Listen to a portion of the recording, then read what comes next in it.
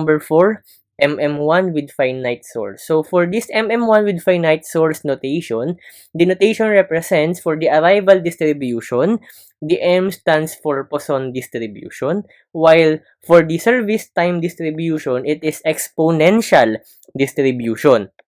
Now, for the number of service channels, obviously, it is 1. So, meron tayong isang server lang dito. So, kung titingnan ninyo, no, MM1, parehong-pareho po siya sa ating model number 1 under queuing theory. It just so happen na dito po, meron tayong dagdag na notation representation which is the additional assumption, yung finite size of population nga or yung letter N. Sinasabi lang dito na meron lang tayong specific number na pwede nating pag-servan. Unlike sa before, no, if you still remember, my introduction regarding queuing theory is all about the car wash. So, in having a car wash business, yung ating source of population doon is unlimited, no? Kaya nga, di ba sabi natin sa introduction, when the source of population is not defined, it is assumed that it is infinite. Kasi MM1 lang doon. And ngayon, dahil naka-define na we have finite source of population, therefore, that will be our N. Okay? And ayun yung difference nitong model number 4 from our first model of the queuing theory.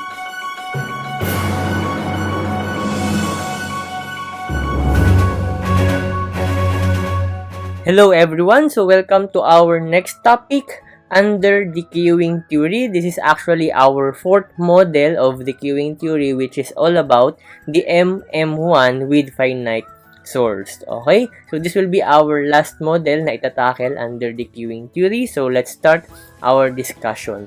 Again, model number 4, MM1 with finite source. So for this MM1 with finite source notation, the notation represents for the arrival distribution, the M stands for Poisson distribution, while for the service time distribution, it is exponential distribution. Now, for the number of service channels, obviously, it is 1. So, meron tayong isang server lang dito. So, kung titingnan ninyo, no, MM1, parehong-pareho po siya sa ating model number 1 under queuing theory. It just so happen na dito po, meron tayong dagdag na notation representation which is the additional assumption, yung finite size of population nga or yung letter N. Sinasabi lang dito na meron lang tayong specific number na pwede nating pag-servan. Unlike sa before, no, if you still remember, my introduction regarding queuing theory is all about the car wash. So, in having a car wash business, yung ating source of population doon is unlimited, no? Kaya nga, di ba sabi natin sa introduction, when the source of population is not defined, it is assumed that it is infinite. Kasi MM1 lang doon. And ngayon, dahil naka-define na we have finite source of population, therefore, that will be our N. Okay? And ayun yung difference nitong model number 4 from our first model of the queuing theory. So, let's start our example. Again, Citibank pa rin po tayo. This is the 7th problem regarding Citibank. We still have here Angie, the branch manager of Citibank, and she wants to improve the service of the bank's 5 existing ATMs. She observed that on the average, an ATM breaks down every 100 hours and takes 10 hours to repair by the bank's loan technician. The figures are summarized in the next slide. The questions are, what is the breakdown rate of an ATM? What is the service rate of the technician? What is the probability that there are no repairs going on? How many ATMs are at the technician's schedule at any given time? How much time does an ATM spend waiting to be repaired? How much time does an ATM spend at the technician's schedule? What is the effective breakdown rate? What is the probability that the technician is busy? So here on our example, we will going to try to solve and find an answer for all of those questions. Okay? So here's the data. We have here the M, or the number of technicians is only 1. Meaning po, itong number of technicians na to, ito yung magsisilbi natin, siya yung magsiserve Kumbaga sa mga naunang problem natin, ito yung teller na nagsiserve doon sa clients. In this case po kasi, we don't have any clients here. Ang katumbas nun is yung mga ATM, no, automatic teller machine, na ayun yung papag-servan ng technician natin na nag-iisa lang siya. Okay, nabanggit ko na, we have the ATM. So, yung number of ATMs is represented by letter N. That is 5. We have 5 ATMs. Ito yung reason, guys, kung bakit ang topic natin is finite source. Kasi ang isa-serve lang natin is yung ATM lang na 5. No, it just so happen na itong 5 ATM na to, of course, those are machines, nagbi-breakdown sila. And sabi nga, 'di ba, sa ating data, hours used per breakdown is 100 hours. Yun yung X natin. And the Y is the repair hours per breakdown. Meaning to say, every 100 hours, on the average, ito, no, hindi naman to exacto, on the average, every 100 hours, nasisira yung ATM. No? And kapag gagawin siya ng ating technician na nag-iisa lang, tumatagal ng 10 hours yung repair for ATM breakdown. Okay, I hope nakuha ninyo. That is our setup for this example problem. Now, we should now set up the statistics table. So, here's the table. Tulad nung dating nakagawian natin, wala pa yung mga values. It is actually for us, no, para isolve po natin. Anyway, I have here the description for the lambda, that is the breakdowns per hour. For the mu, that is the ATMs repaired per hour. P sub 0 stands for the probability that there's no repair, or the probability that there's no ATM breakdown happening, no? So, L sub Q is the average ATM waiting for repair. Ito yung nakapila sila, no? While L is the number of ATMs in the whole system. When we say system, guys, kasama yung mga naghihintay ma-repair na ATM, and kasama doon sa totality nun, yung number na yun, kung ano mga tumbas nun, kasama doon kung gaano mo katagal ni-repair yung ATM, kung gaano katagal ni-repair ng ating technician. Okay? So, for the W sub Q, this is the average waiting hours per ATM. W is the average hours ATM spends in the system. So, yung pinagkaiba nila, no, WQ, gaano katagal na naghihintay yung isang ATM para siya naman yung maayos, ma-repair. Yung W po, kasama yung repair mismo, yung repair time. Kasi sa L sub Q and L, binibilang at ilan yung naghihintay, yung average, no, ilan ATM waiting for repair. And L is yung ATMs in the whole system. Naghihintay, yung mga sira na naghihintay, and of course, yung ni-repair currently. Hindi lang kasama dito yung mga okay sa L. Okay, now, for the letter R, effective breakdown rate, no, gaano kataas kaya? Mamaya, isosolve natin yung breakdown rate na yan. And lastly, for the equations, that is the probability that the technician is busy. Para malaman natin, para ma-assess natin, no, kung dapat pa tayo magdagdag ng technician or hindi. If mataas yung probability na busy siya, almost 100, tapos mataas yung ating average waiting time ng ATM, then mataas din yung average number of ATMs waiting to be repaired, tapos mataas yung utilization ng ating technician, more likely, kapag ganun yung setup, magdadagdag tayo. Anyway, I will still have an additional input regarding that deep analysis sa bandang dulo, no, kung paano tayo maggagawa ng decision natin. Okay? So, let's start our computation here. Pinakauna, we should now compute the average number of breakdowns per hour, or our lambda. So, for this problem number 1, our formula here is equivalent to lambda equals to 1 over x. So, 1 over our x here is stated on our previous table na given. X is the hours of use per breakdown. No, hours of use per breakdown. So, in every 100 hours daw, nagkakaroon ng breakdown. So, that is 100, or 1 over 100 tayo dito. So, basically, since this is 1 over 100, our answer is 0.01. Ano pong ibig sabihin ng 0.01 na to? Now, this actually basically states that 0.01 ATM is breaking down per hour on the average. No, halos sa isang oras, wala namang nasisira dahil every 100 hours nga daw. Kaya nag 0 point something tayo dito, yung sagot natin. Okay? So, isulat natin yan dito, 0.01 ang ating lambda. Okay, next. Number 2, we should now compute for the average number of ATMs repaired per hour. Gaano karami yung nare-repair natin kada oras. That is mu. And for the formula, that is equivalent to 1 minus y. So, 1 minus y tuloy, 1 over y. So, 1 divided by our value of y, which is the repair hours per breakdown. Gaano mo katagal ni-repair yung isang ATM kapag nag-breakdown siya, and that is 10 hours daw. So, ilagay natin for the value of y, which is 10. So, 1 over 10, basically, this will be 0.1. Meaning to say, guys, we have 0.1 ATM na na-repair per hour on the average. Okay, so sulat natin dito, 0.1. Okay, so next, number 3, determine the probability that there are no repairs being done, or the P sub 0 from Appendix C2. So take note, guys, that Appendix C2 is values of P sub 0. This is finite population model for M equals 1 and N equals 5. Ito po yung itsura niya.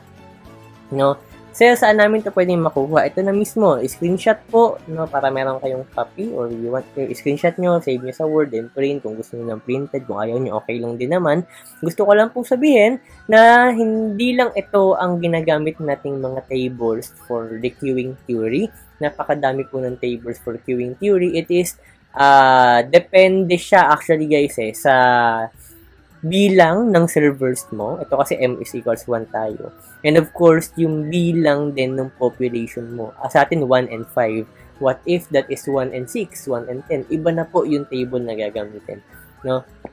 Anyway, rest assured on our quiz and major exams, 1 and 5 na lang din yung ibibigay ko. Para ito na lang din yung table na gagamitin ninyo. Okay? So, paano siya ginagamit? For this number 3, guys, actually, the formula here is P sub 0. Titingnan natin, ano ba yung katumbas niya na value. So, P sub 0, ang mga data kailangan natin is M, N, the lambda, and of course, the mu. Now, check natin. M is 1. Lagyan natin dito, So, nagkamali pa ako. I-delete natin itong parenthesis. White. Okay. So, let's have here P sub 0. Our M is 1 because we only have one server. We only have one technician in our case. For the N, we have 5 here. 5 yung ATM natin, di ba? For the computed lambda, that is 0.01. 0.01. And for the computed mu, that is 0.1. Etong 1 and 5 po, ito yung magiging reference ninyo doon sa table na gagamitin. In our case, ito na siya. 1 and 5, meaning tama na yung ginagamit natin na table. So, what we will going to look now is yung values ng lambda and ng mu, which is 0.01 and 0.1. Nasaan si lambda? Ito, 0.01. Si mu, 0.1. Ito po. So, yung intersection nila, which is this one, 0.56 for t. Okay, so P sub 0 equals 0.56 for t. Okay, guys? So, around 56, 56, convert natin. 56.40%. This is the probability that the technician is idle. Walang ginagawa, walang repair. Ibig sabihin, kalahati ng oras niya sa araw-araw na pinapasok niya sa kumpanya, lagpas kalahati ng oras, hayahay ang buhay. Pero bayad, sana all. Ayun siya. I hope na nakuha ninyo yung essence ng queuing theory, guys. So, meaning to say, dito pa lang, nakakakuha tayo ng idea na hindi na natin siya kailangan dagdagan. If ever magdadagdag tayo, ATM. Yun is, nakadepende sa demand naman ng tao. Pero for now, tama lang yan na nag-iisa na siya. Kasi 56% lang yun, 56% yung probability rather na walang repair. Ayun yung trabaho niya, mag-repair Diba? So, hayahay, lagpas kalahating oras sa 8 hours ng trabaho, 4 hours and more, yung wala kang ginagawa. Kasi nga, kung titingnan ninyo, kung babalikan po natin, mataas kasi yung numbers, no? 100 hours eh. Every 100 hours nagkakaroon ng breakdown, and this is on the average. Pero if magkaroon man siya ng work, may breakdown man, doon naman bawi, 10 hours. Pero as a whole nga, ulitin po natin, 56%, hayahay ang buhay. Okay? So, ayan, 56% idle siya. We can now move on sa number 4 natin. So, for the number 4, guys, let's compute for the average number of ATMs waiting to be repaired, or the L sub Q. This is also, guys, yung average ATM waiting for repair. Ilan ba? No, ilan ba yung naghihintay na ma-repair? Meaning, ilan yung sira currently on the average, of course. So, for this number 4, the formula here, L sub Q equals N minus bracket, no, the value of lambda plus mu all over the lambda, then closing bracket tayo dito, multiplied to 1 minus p sub 0. Okay? So, therefore, our n, no, kung babalikan natin yung ating n, that is 5, no, from the given. So, let's have 5 here. So, 5 minus the value of our lambda, which is equivalent to yung na-compute natin na ito, na 0.01, tapos ang mu is 0.1.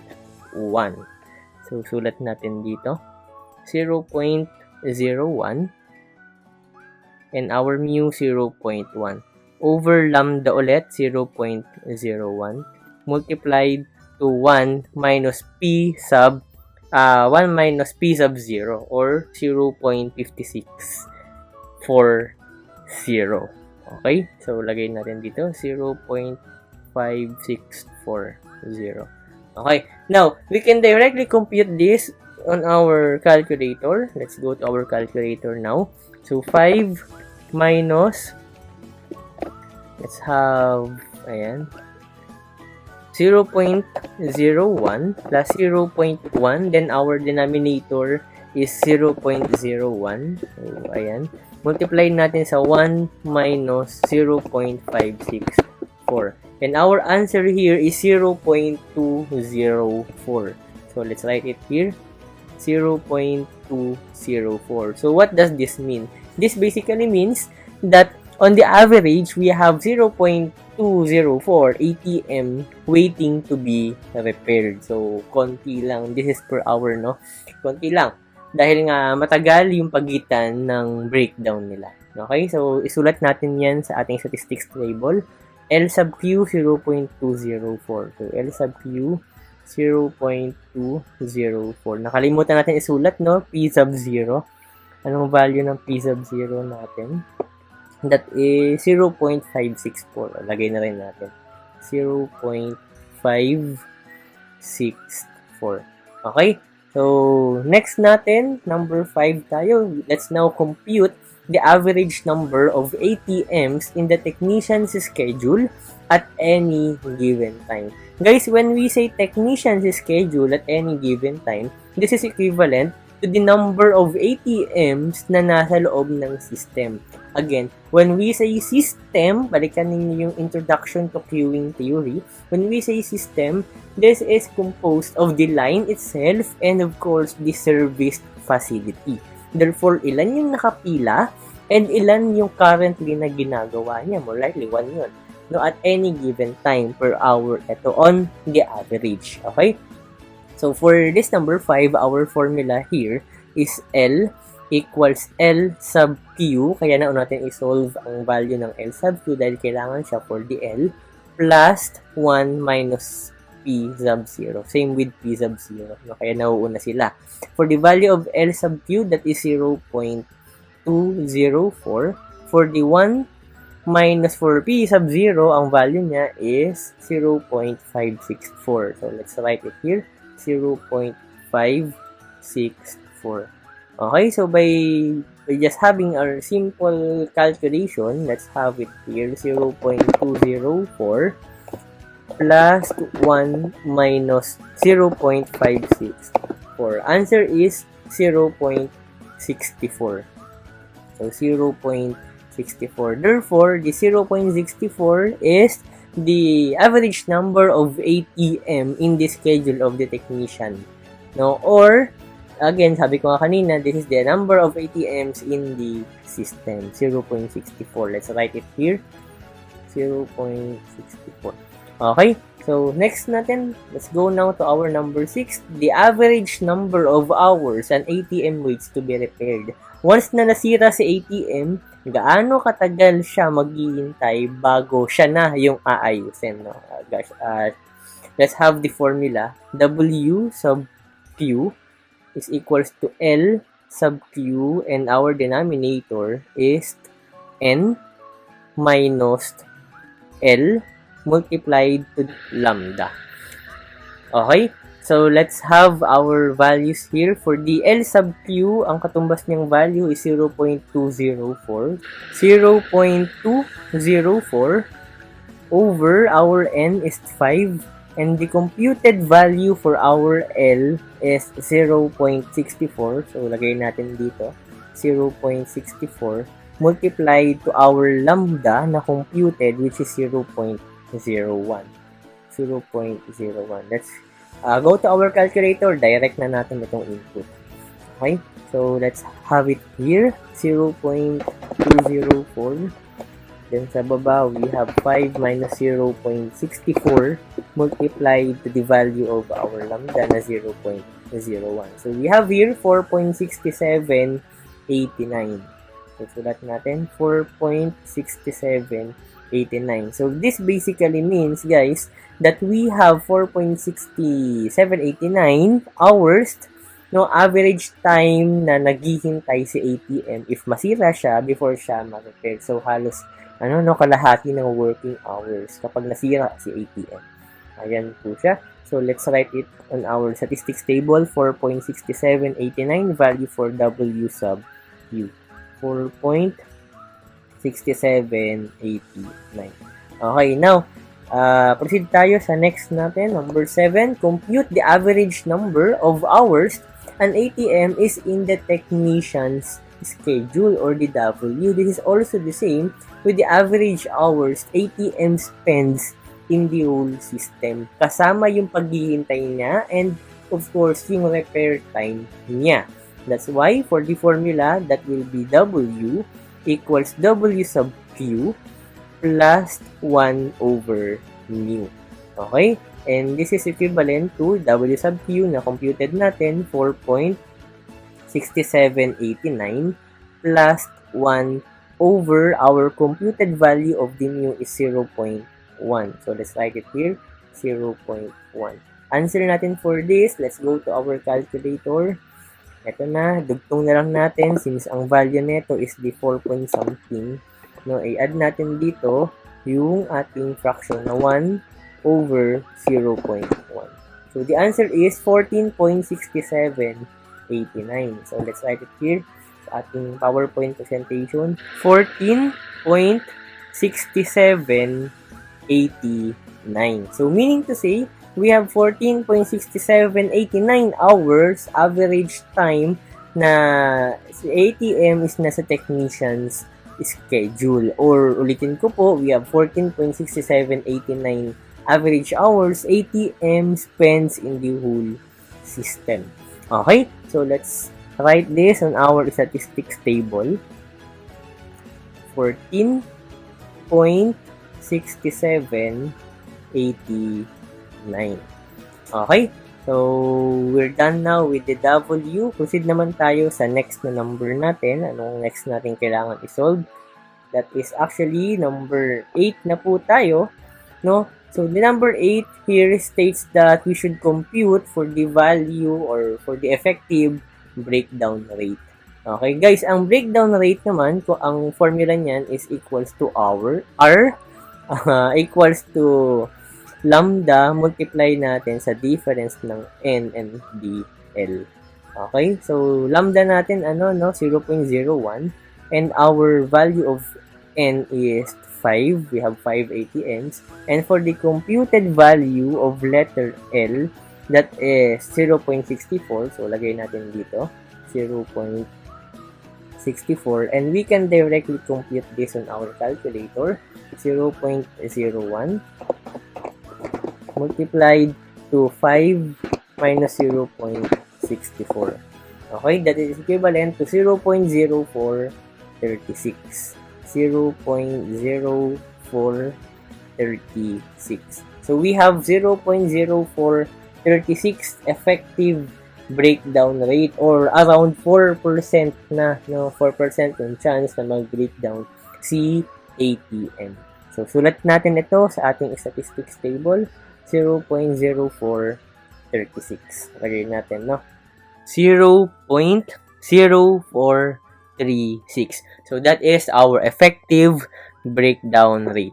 Okay? So since we're done with the number 8, we can now proceed with the number 9, which is the probability that the technician is busy, or the rho. Now, the formula for the rho is equivalent to the R all over the mu R, which is again the effective breakdown rate. So let's copy the value, 0.0436 all over our value for the mu, which is 0.1. No, sagay natin dito 0.1. So let's have this, divide natin ito sa ating calculator. So 0.0436 divided by 0.1. Okay, answer is 0.436. So let's have it here, 0.436. Or more likely, if we're going to convert this into percentage, this is equivalent to 43.6%. This is the probability that the technician is busy. So, kung titingnan ninyo, no? Balik tayo doon sa statistics table.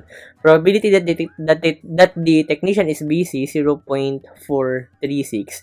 While the probability na there's no repair, hindi siya busy, 0.564. Mas mataas pa, no? So, mas maluwag yung schedule ng ating technician. So that's how the first part, or the first problem, is saying sa atin, no? We can now proceed with the example number 2 for the Citibank. Number 8 problem na actually ito, dahil we have 4 models, no? Kadugtong ito ng kanina, and this is all about the costing naman. Angie, the branch manager, knows that with the opportunity cost of an ATM which is not functioning is high.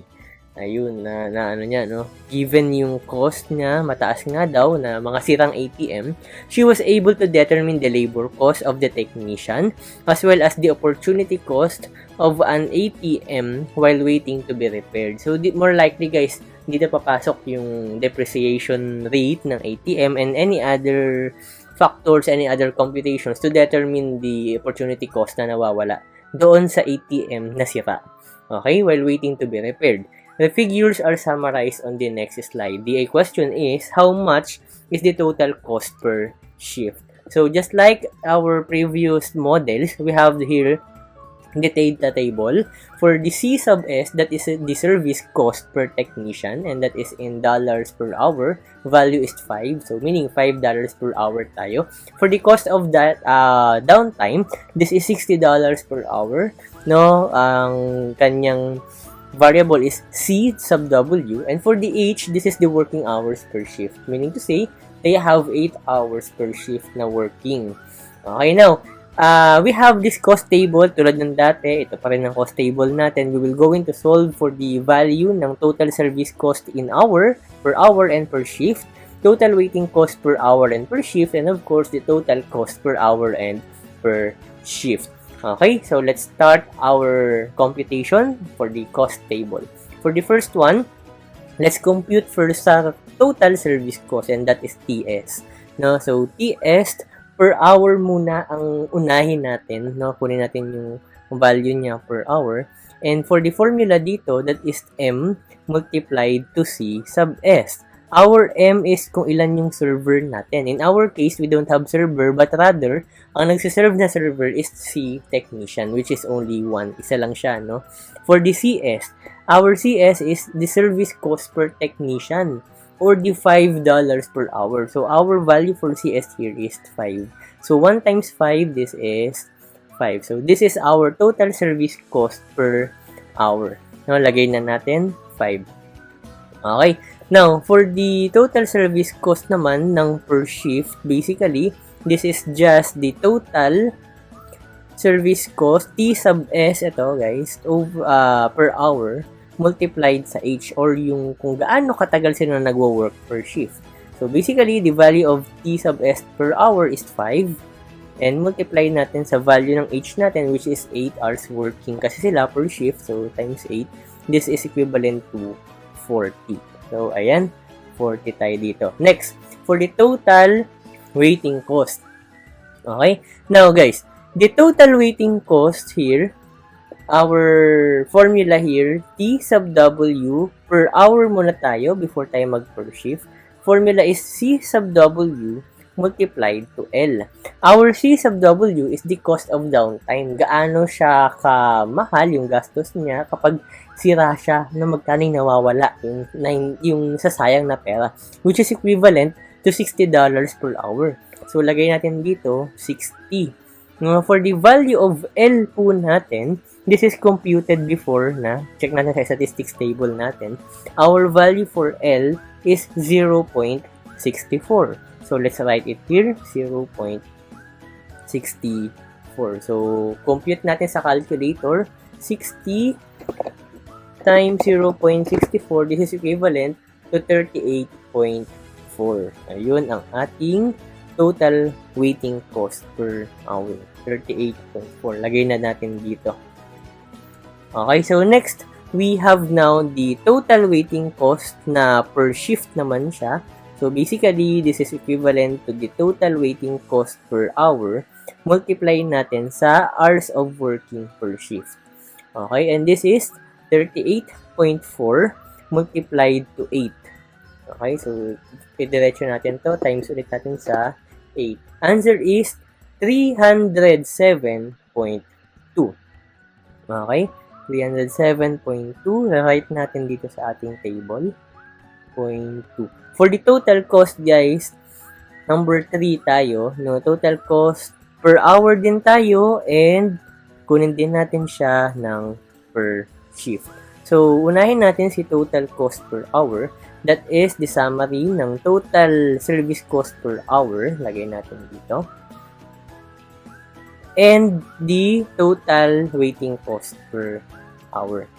So, basically, i-add lang po natin itong 5 and itong 38.4. Okay, and basically, this is 43.4. Ilagay na natin sa ating cost table. 43.4. Okay, next, for the total cost per shift, this is the summary of the total service cost per shift and the total waiting cost per shift. Okay, values are 40 and this one 307.2. So 347.2. Let's rewrite it here. Then, tulad ng mga nakaraang models, no, you can easily add this one to find the value of the total cost. As you can see, guys, we have here the final cost table, no, na sinasabi nga natin per hour, ang total cost po natin is 43.4. While sa per shift natin, ang total cost natin doon is 347.2. So, balikan natin yung ating balikan natin ang ating Model 1. If I'm not mistaken, this is the Model 1, MM1. Now, we have here 540, tapos 65, and 524. Before ito, sa model number 1. Kasi kung babalikan nyo po doon, pareho ang given, no, MM1 din to, ang nangyari sa Model 4 is finite source. Na 5 lang yung ating ATM. Dito kasi infinite, no? Mas malaki ito, yung total cost niya. Compared sa compute natin dito, na total cost natin ngayon for the Model 4 with finite source natin. Ito yung final, no? 540, tapos 43, and 347. Hence, if that is the case, no, our conclusion now is, while total service cost is low at 40 per shift, and you should expect a higher total cost of 347 because of the opportunity loss of 307. Yes, mataas ito, pero compared doon sa ating pinakaunang model na finite yung source, tapos infinite yung source, then napakalaki doon ng total cost, no? Mas okay na ito. Pero somehow, guys, yun yung idea, no, comparison. Pero somehow different pa rin sila dahil nga dito with our fourth model, ang pinag-uusapan po kasi natin dito is yung breakdown ng machines. Hindi naman yung service doon sa client. I just wanted to compare somehow kahit hindi talaga sila ka-compare para makita nyo pa rin yung difference kung paano nag-evolve yung mga computations natin from the first model up to the last model kasi magkakaiba sila ng applications. And just a final say, no, sa ating queuing theory, just a final say, kapag naiiba ang ating model, may mga naiiba sa formula. Na if you wanted to try, guys, no, i-tabulate niyo lahat ng formula for all the models, makikita niyo may pinagkaiba. Yung iba nalalagyan ng 2 sa denominator, yung iba may 1 minus, etc., etc. Yun, may konting naiiba and it has something to do with the model itself. Kung ano yung notation natin na ginagamit. And depende po yan kung anong gagamitin natin na notation, depende sa pangangailangan natin. Depende doon sa current na problem, depende sa current scenario. Okay? I hope everything is clear now and sana naibigay ko talaga sa inyo yung tamang aral with regards to queuing theory and sana nag-grasp ninyo yung idea how queuing theory is applied in real-world scenarios. Enjoy the rest of the day. Thank you for being with me sa topic na to. Of course, enjoy also the rest of the week. Keep safe always. Bye-bye.